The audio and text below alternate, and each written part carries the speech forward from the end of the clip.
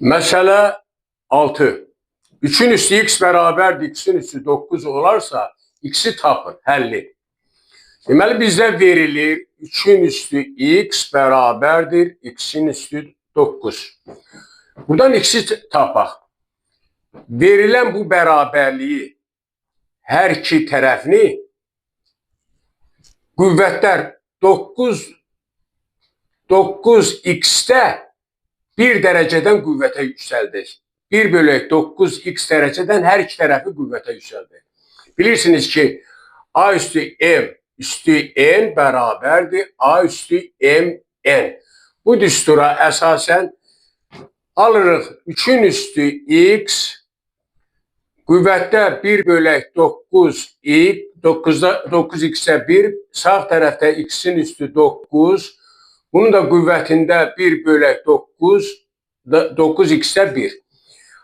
Və buradan çıxır ki, 3'ün üstü x vuraq 9x'də 1 bərabər oldu x'in üstü 9 vuraq 9x'də 1.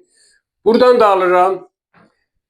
Sol tərəfdə ifadədə x'lər ixtisar oldu. Qaldı 3'ün üstü 9'da 1 bərabərdir. Burada isə 9'lar ixtisar oldu. X'in üstü 1 bölək x aldım. Alıram. Bu 9'da 1. Burada x'i ixtisar eləyəndə 1 vuraq şəklində yazıram. Bax, burada x'i ixtisar, bunu 1. İndi niyə? Həmən birin yerinə mən yazıram. 3'ün üstü 3'də 3. Məsələni həll etmək üçün.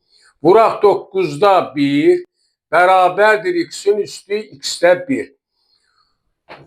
Bunu yazdıq belə, buradan çıxır ki 3'ün qüvvəti 3. Bax, bu 3'ü istifadə elədim, 3'ün qüvvəti. Burada da oldu 27'də 1 bərabərdir x'in üstü 1 bölək x'ə.